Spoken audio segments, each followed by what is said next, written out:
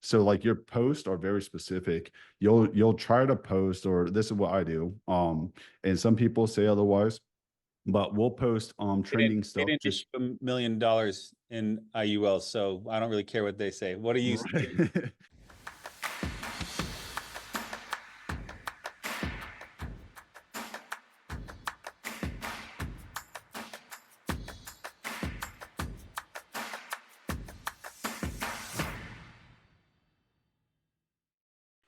So, all right. So you've used the word organic before. You've said TikTok. Now we've got people you're talking to.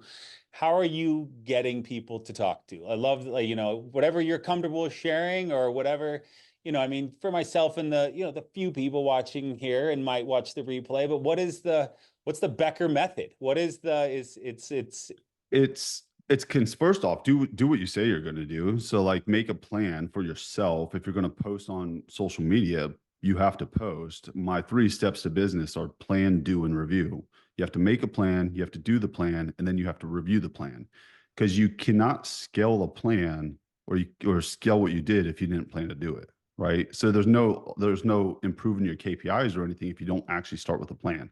And most people, they'll start posting on social media and they don't have a plan to do it. So then they say it doesn't work because they'll post once every 3 or 4 days, totally random. So then they justify, they're like, hey, it didn't work, but there was no actual plan for it, right? They didn't post 3 times a day for 30 days, because if you did that, then you have actual data to review and you got views. And if you got views, you did better than not posting, because not posting is 0 views.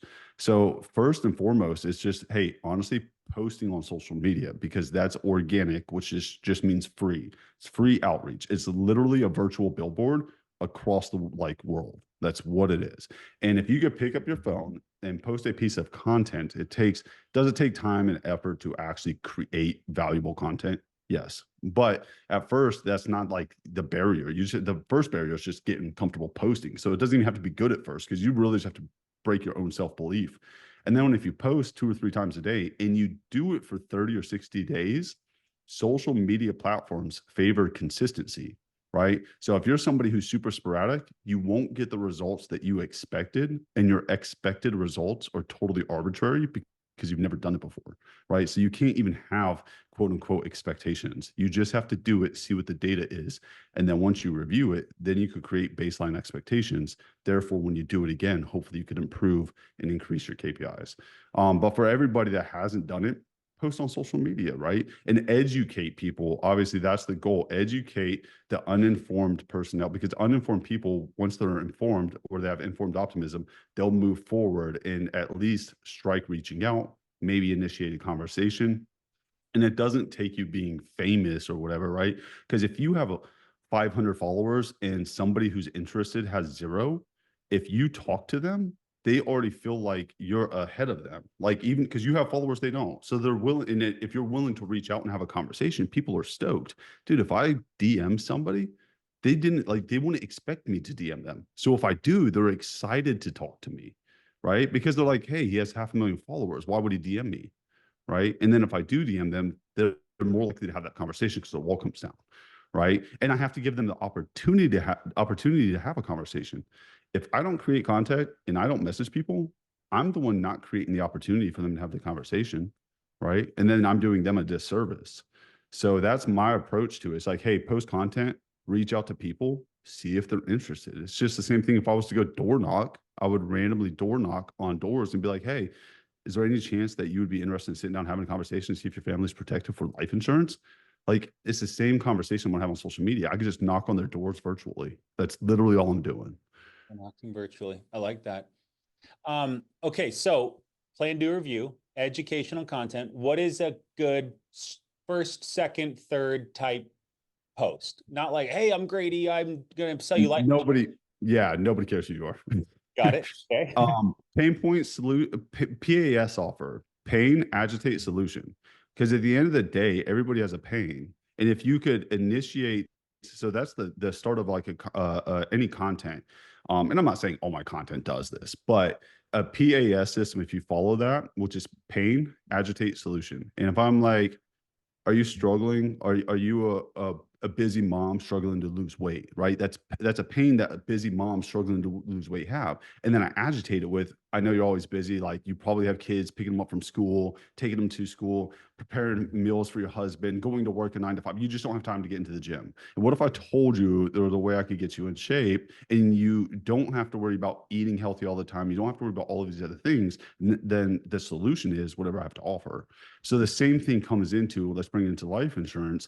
The pain is most people like the pain, everyone here knows pain of not having life insurance and losing loved ones, right? And if they don't, it's bringing an awareness to the people that are out there that know, because deep down, everybody has that pain if they don't have life insurance. Everybody has that pain if they have a 401k that's lost money 3 days ago and it went down 23%. Like everyone that has those accounts, like that's a pain.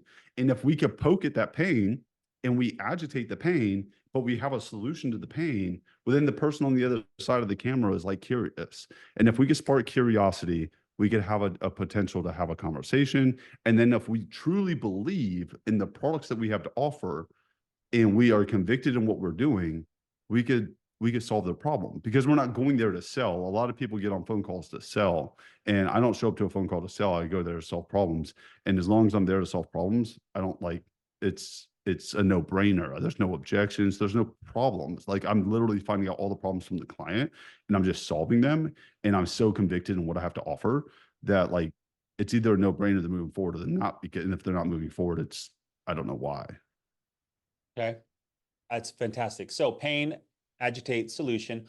From a life, will you do a life insurance one just so we have, you know, you kind of did, but I would love it. Like, what's one that you've used a bunch of times or recycled, or one you just used that would people could learn from? Being specific, since we talk about IULs, 99% of our book of business is IULs. The other 1% is IULs and annuities. The 1% of term is just because we sell it supplemental to an IUL. I would, with IULs being such a hot topic on social media as well, just in general, some keywords that you could start with is because we could use it for supplemental retirement, right? So our agitated pain is retirement planning. Again, retirement planning is not performing well. Tax retirement accounts don't have a retirement account, right? Consider or uh living benefits in an IUL. So any pain points that we would talk about is going to be retirement accounts don't have a like not having a retirement account, right? Retirement accounts being taxed because everyone doesn't like taxes. So taxes, understanding that you can bypass taxes inside of an IUL just due to the sheer nature of the loan provision under tax code 72E. So like once you get into all of that, understanding that, but it's not, and this is where we're going to vary away from pain. So pain isn't going to be solving we'd solve problem from a tax perspective. Usually when it comes to IULs, like tax-free retirement, don't like taxes, alternative to your retirement plans, don't have a retirement account with your current employer, right? Those are the kind of the pain points that would be there. On the other aspect of it, it would be an educational post, not strictly pain related, it'd be more educated. So we have pain post, education post, and then you just have, what do you call it? A trending post, controversial post. Yeah, controversial post and trending post, right? And so controversial posts definitely they spark up a lot of conversations and comments. And this is like your 401k sucks, right? And then so controversial, because then you have all the people that are my 401k matches 6%, and they're all in the comments bandwagoning 401ks, right? But then all the people that have been following or supporting IULs, they're in there fighting on our behalf, right? Or just people in general that don't like anything, they're in there just having a conversation. Getting a lot of action. That's right. And so that pushes the algorithm. And then once people watch the video that are just purely interested, right? And you have the opportunity to have a conversation, then you'll find the people that are there. So, but to answer your question, from a pain point, it would be tired of losing money in your retirement account, being taxed on your retirement account in the future. Why would you pay tax on the harvest of your retirement account when there's options out there not to?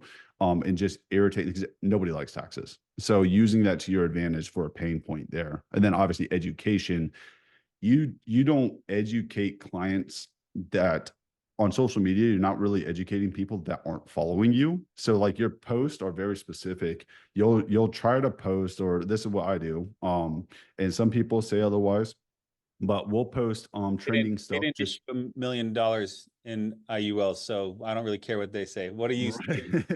Right. So we'll do trending posts, whether I like to post it or not. I don't, but like I can sell the IUL or a product to anybody because at the end of the day, I can solve anybody could be in a better position in the future. I don't care if you're already in a good position, there's always a better position you could be in. And so it doesn't matter from a health standpoint, age standpoint, doesn't matter. I have something I can sell you. So I'm fine with putting out trending audio posts with words on the screen that really don't justify a purpose for posting, because what they'll do is they'll create curiosity in the engager's mind, and from there the natural behavior of humans is to be nosy, and they'll click my profile and then they'll go down the rabbit hole, right? And then from there they'll find the educational post. The educational post may only get 1,000 views. The dumb trending audio post may get 1 million. Like, I don't plan on getting clients from the view post. I plan on getting them from the 100 view post. But the 100 view post was the people that watched and binge watched my content. And that's the difference. And so that's why you have a mix of content, and there's really no one shoe fits all. But post the different types and just understand your products and do the best you can and educate, inform, and create controversy, and then show up. The more you show up, if you like, we did a client 2 days ago and they said they've been watching us for a year and a half before they filled out the forms, right? And because if I'm still saying the same stuff I said 2 years ago, like, I've got to believe in it, right? And so, and that holds a lot of weight when it comes to organic marketing. That's awesome. So, okay. So, pain, agitate, solution, pain, education, trending, controversial. We're making a post. And then at the end, there's got to be a call to action. Now, it's some sort of, is it comment? Is it like, what is it? How does it TikTok? Is it drive to a funnel? How are you? Man, it Call could be back? so many things. Everyone thinks you have to do call to action. I don't have to do a call to action, dude. If Right. I could spark enough interest, you're going to find a way to figure, because everyone's so nosy. You click the profile, you click their link. I like, so many agents in here have clicked on other agents' pages and the link in their bio just to go look at their stuff and not even have a conversation with them. To be honest, they probably don't even follow them. And that's just a fact, because that's the natural behavior. Everyone's so nosy. They're looking at comments. I don't have to have a call to action. Do call to actions help sometimes? Yes, but all the time, you don't want to do it all the time. Everybody already knows you have an I mean, agenda. our brand newbies that are going to go try your the new post, the kind of the ideas you've just given. Is it Don't No call to action, no because you call to don't action? want, yeah, because you don't want to seem like you want them. I don't need anyone's money. I genuinely want to solve problems. And if I genuinely show up creating content to solve problems, people by default will reach out and ask me how I can solve their problems. If you're constantly everyone likes to buy, nobody likes to be sold. Right. So if you're out there trying to constantly sell everybody, they're going to be like your only agenda there is to sell. Right. But if you're a new agent and you just want to get on, first off, your first agenda isn't to make money on social media. Your first agenda is to get belief in yourself that social media works. And that first metric there is posting consistently, see that you start to get views, see that you start to get followers. And then from there, you go from 100 followers to 200, 200 to 1,000, 1,000 to 4,000, 4,000 to, like, you're not going to blow up, but I don't need 4,000 clients. 100 clients is going to make you a decent amount of money. Yeah. Right. And so understanding that, just really the first objective is to beat that belief in yourself. And like, because that's a win. Everyone focuses, a lot of people focus on only monetary wins. In reality, a monetary win is a total byproduct of all the other wins that you actually achieve. Right. So if you don't focus on money, it just by default comes. You want to win at posting content, win at getting more views, win at scheduling appointments, win at knowing your products better. And then by default, people will move forward. So to answer your question, call to actions, I don't like them because it's too salesy, unless you have you understand you're posting content, and that if you're recording a 4 or 5 minute video and people make it to the end of that video, now you drop a call to action because those people have watched 4 or 5 minutes. But a 60-second video, a 30-second video, you're not wanting call to actions in those. Because you want to build a following, you want to build that community. You want to create something though that virality or trending, people are less apt to share something if there's a sales hook at the end than something that's just controversial or Right. look what this guy said, or they're reading. Right. So Like did you know post? Did you know? And then you just go on and talk about pure. Did you know that you don't have to lose money in your 401k, and there's actually like accounts out there that you can roll your funds into with no cost and no fees to you and protect it from market losses or only participate in gains? I didn't know that. I just learned yesterday. And then that's like literally and then you talk about the type of account and then you leave it alone, or you don't talk about the type of account and it sparks curiosity and people comment, like, what type of account is this? If you want to know what type of account it is, just like leave a comment, right? But you don't even have to do that. Just talk about it and educate people. And then by default, people will share it. It's just like when you guys see those videos on TikTok about how to clean your dishwasher strainer and you never knew how to do that before, right? It's like, dude, and then you share it with everybody. You'd be like sharing to your wife, hey, did you know you're supposed to clean this dishwasher strainer? I never knew that. But they didn't try to sell me a new and improved dishwasher strainer. But the video got 5 million views. Yeah, And by default, I might go click and watch other videos to see what else these people know. that's good, bro. That's good. So, okay. So I love it. Now we've got someone that's left a comment or they've DM'd you or they've gone to your website and filled out. Is it a simple landing page? Like what's that next process to take them from Every create yeah, a client? everything's simple. So many people try to overcomplicate everything. You cannot improve stuff that you haven't done yet. So automations, emails, all of this stuff, like it blows my mind to see it. And it's unfortunate. I hate seeing it. A new agent comes in, they spend a ton of money, and they think they have to have automations. They have to have this. They have to have literally every bell and whistle possible to be successful. Phone caller. I got this guy. I got this AI chick that'll book appointments for you. I'm like, Dude. she's not a chick, bro. She's an AI. She's not real. I talk. Right. He's not real. Like, but okay, And it's he's all excited about like getting rid of his dialer because he's gonna have this AI chatbot call people and book. I'm like, dude, at some point you got to talk to people. just So talk to it's people don't understand automations in business. I don't care what business we're running. As soon as you automate anything, business cuts, business goes down, right? Because what it's supposed to do is free up your time. And you are so far into your business that you know what you can do with your time that like if you cut your business in half, you go 4x your output because you know what you can do with your time. So when people automate something too soon that are totally new, they can't go 4x like their output because they didn't even know what they were doing. And so that's my biggest problem. So to answer your question, we keep it so simple. You have to have a link in your bio somewhere for somebody to click because opportunities arise. An automated opportunity, a link in the bio is your automated opportunity, right? That's just the luck of the draw if someone goes all the way through. So you put a link in your bio. Link in your bio could be I'm a big fan of Linktree. So many people you could go out coming from other industries. I've always said don't use Linktree whenever you're trying to post, like try to get someone to move forward with an offer because it gives them too many options, and too many options they don't make a decision. At the end of the day, dude, if you're overwhelmed with 3 options trying to buy a retirement plan, I don't want you as a client. That's just the fact because you're probably going to charge back. So I'm giving you 3 options because I'm trying to get only the best. Okay. Linktree is one of the earliest and only third-party platforms that were like approved by Instagram and stuff to where they wouldn't redirect you and it's a security alert. Okay. So I'm a big fan of Linktree only for that. And it's free. You could use a free version, right? And then you can have multiple links. If you need them, if you don't need multiple links, perfect. Don't use Linktree. But the link in the bio, dude, straight to a job form. You can use job form for free, right? Create a form, ask them for their name, email. So it's just like you would use like an ad form, name, email, phone number.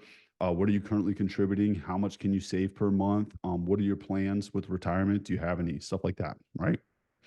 And so by luck of the draw, people will watch your video, they'll click on the link in your profile, they'll fill this form out. And then from there, you pick up your phone and you send them a text message, good old text message. If you want to call them, sure. I'm not going to. I'm not going to call anybody. I don't have time for that. I will only text you.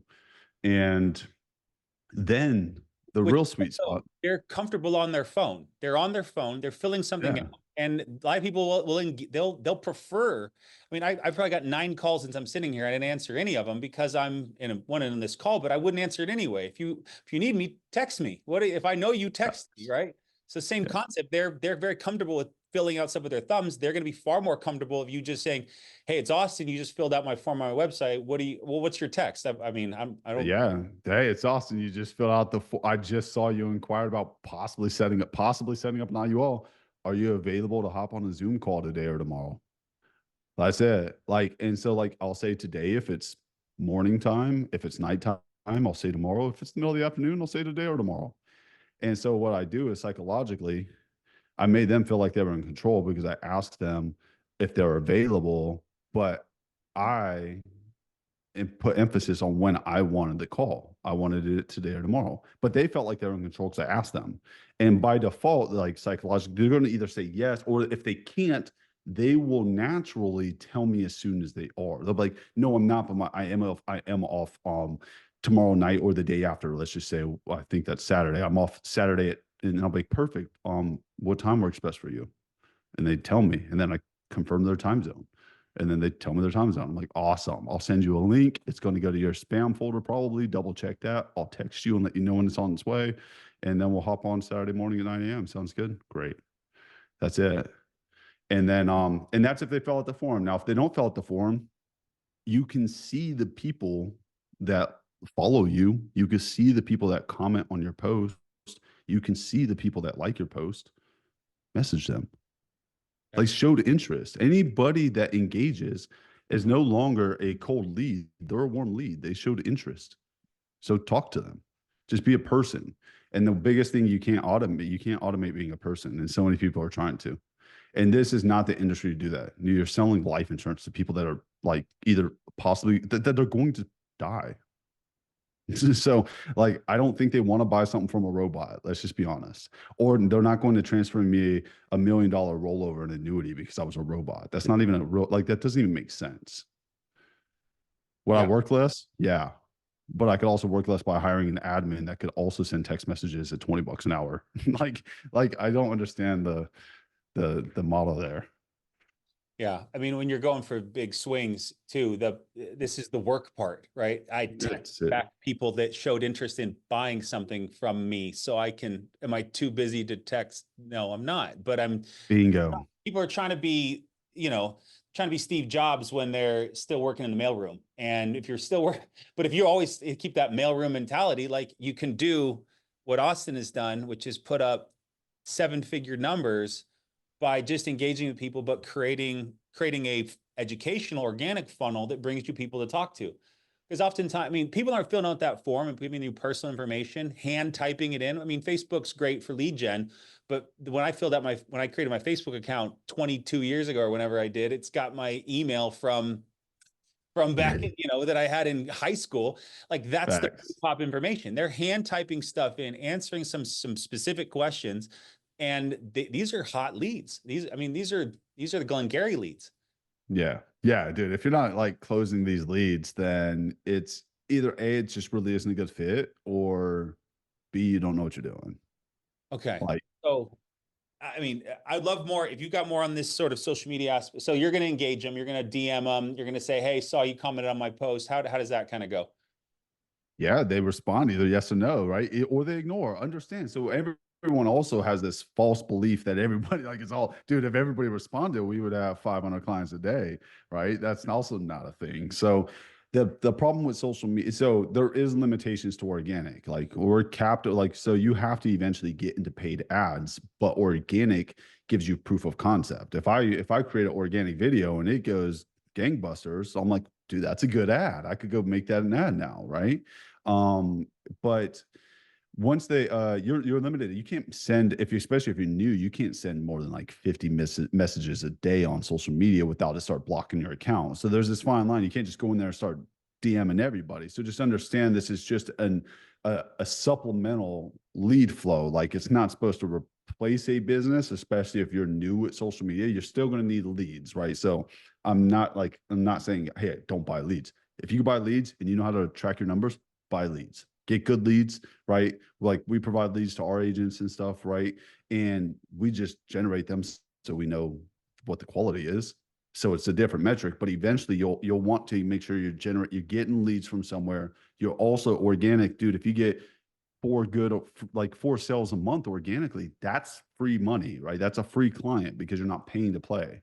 So and then eventually when you get really good at it, by default, you end up with 10 or 20 organic leads or like clients per month, right? And so it'll happen. But that's it. You post, they'll reach out, you schedule that appointment, you DM them, whether it's comments, DMs, they DM you, they fill out your form, and then you take them to a Zoom call. And then from the Zoom call, understand the reason you're on that Zoom call is to solve a problem, not sell a product. If you can solve a problem, you will sell a product on that Zoom call. If you go there to sell the product, they will object, they will get off the call, and they will go talk to their spouse. They will think about it. They'll have to consider they weren't ready to have the conversation about how $500 per month or $1,000 per month for an IUL. They're not prepared because you went to sell it. If you went there to solve the problem, you actually solved the problem. 80%, 90% close rate. There's no reason they're not moving forward. The only reason they're not moving forward is because you told them that you want to run some other scenarios because their situation is because they want to fund 5 policies for their kids. And so you're trying to budget, allocate appropriately for them. That's the only time you're not really selling, or they're genuinely not a good fit and they thought it was like some get rich quick scheme.